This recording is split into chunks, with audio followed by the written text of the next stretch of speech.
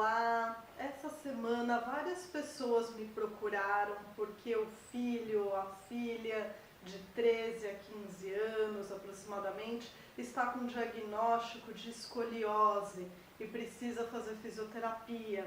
E essas pessoas queriam saber a minha opinião, o que eu indicava, qual que era o melhor tratamento de fisioterapia. Então, como muitas pessoas fizeram essa mesma pergunta, eu resolvi fazer esse vídeo aqui no canal, colocando a minha posição, que também não é a verdade absoluta, mas é a minha posição com base aí na minha experiência. Eu queria primeiro colocar que eu observo que sempre que um adolescente procura um ortopedista com um diagnóstico de dor nas costas, não raramente quando se faz um raio-x e observa uma escoliose, o diagnóstico para aquela dor acaba sendo escoliose.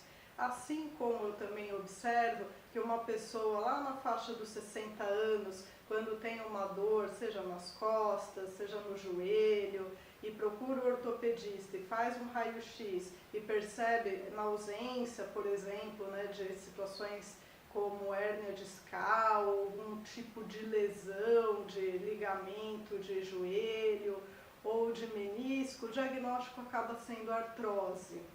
Nem sempre existe de fato essa correlação. Muitas vezes a pessoa faz um tratamento, seja esse jovem ou essa pessoa mais velha, a dor passa e no exame futuro você detecta que a artrose vai continuar lá, ela continua lá.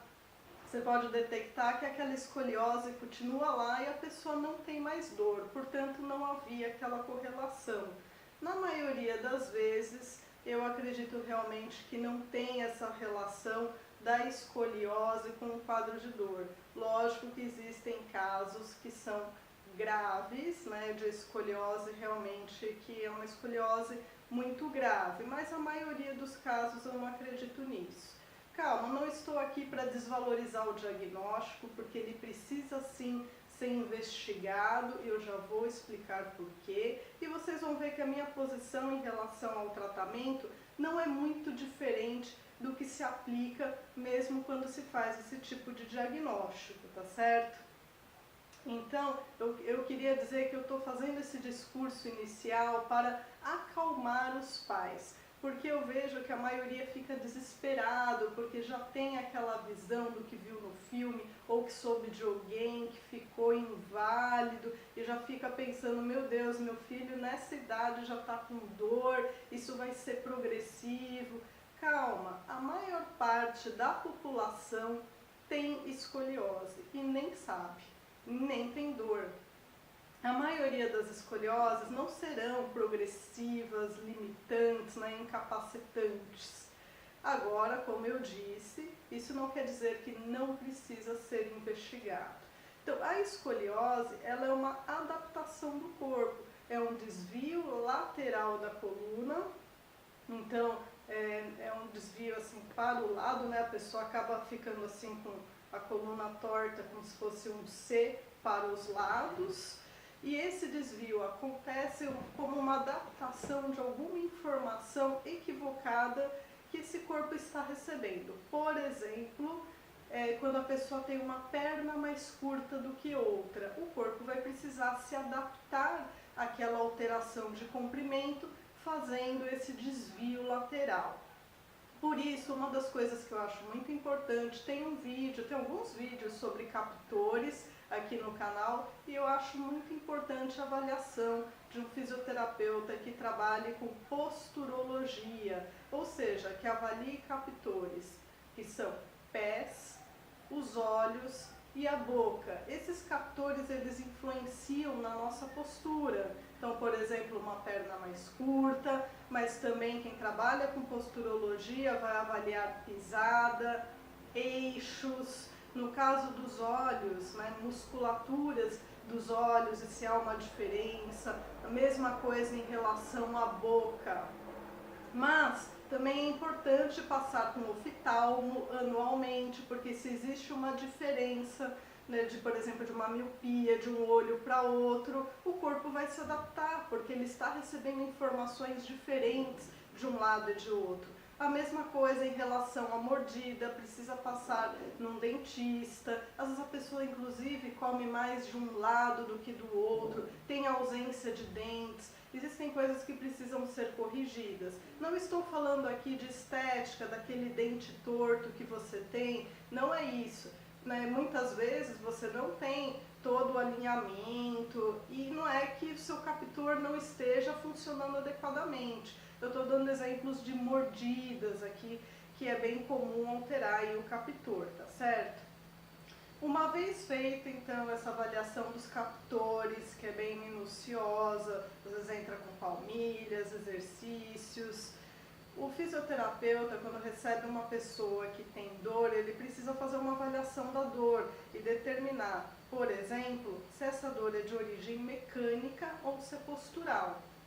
No caso desses jovens nessa faixa dos 13, 15 anos, o que eu observo é que geralmente, a maioria das vezes, é uma dor postural. Eles reclamam que quando ficam jogando videogame, começa a doer, quando ficam sentados lá na escola por muito tempo, começa a doer. Então, geralmente é postural. Por isso que eu disse que na prática, embora eu acredite que a correlação do exame não tenha uma correlação com a dor que essa pessoa sente, né? Não, a dor não é provocada necessariamente pela escoliose, o tratamento acaba não sendo muito diferente, porque o que as pessoas acabam indicando é um tratamento postural e de fato é algo postural a relação dessa dor.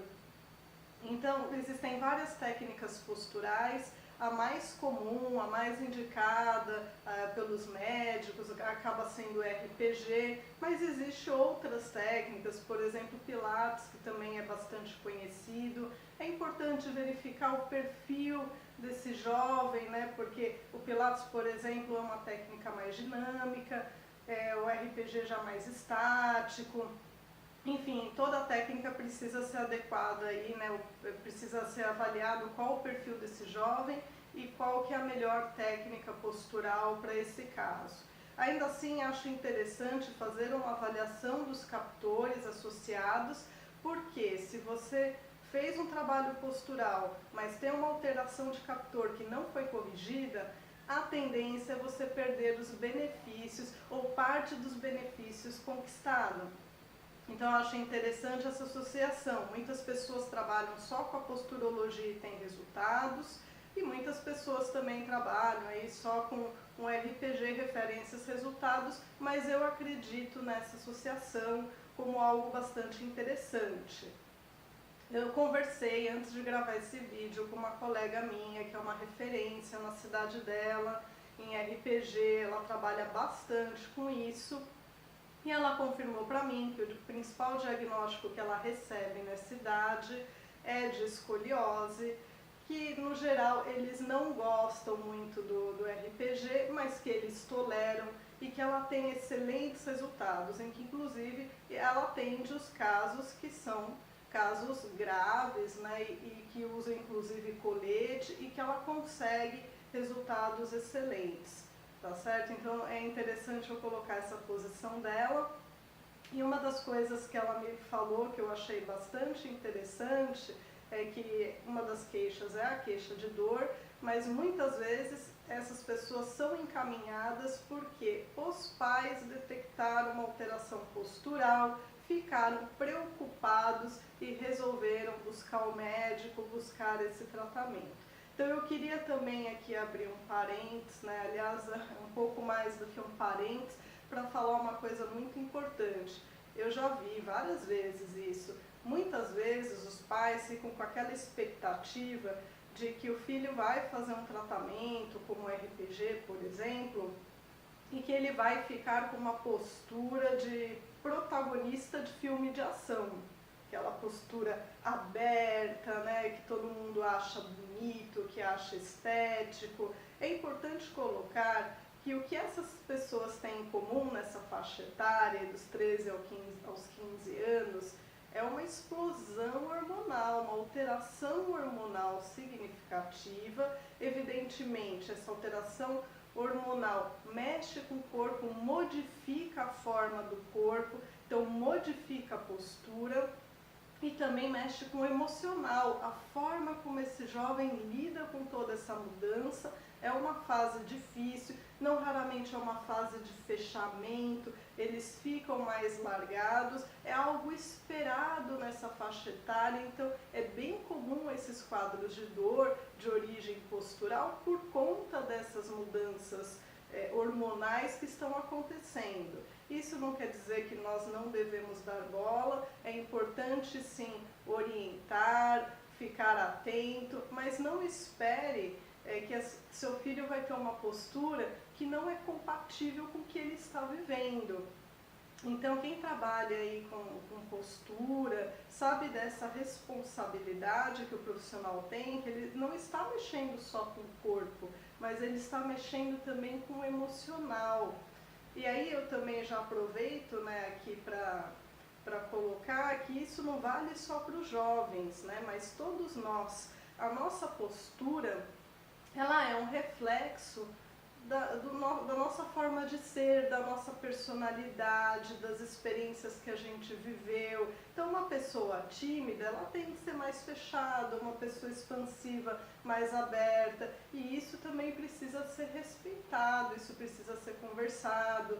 Existem outras nessa linha de pensar, né, nessa relação do corpo e da mente, do físico e da mente. Também é a linha de pensamento da microfisioterapia, que é uma técnica que eu trabalho, e existem outras técnicas aí também que tem esse pensamento e que eu não domino, mas existem muitas opções. Eu coloquei aqui o que eu penso, mais uma vez não é uma verdade absoluta, mas é mais para acalmar e direcionar, dar minha opinião.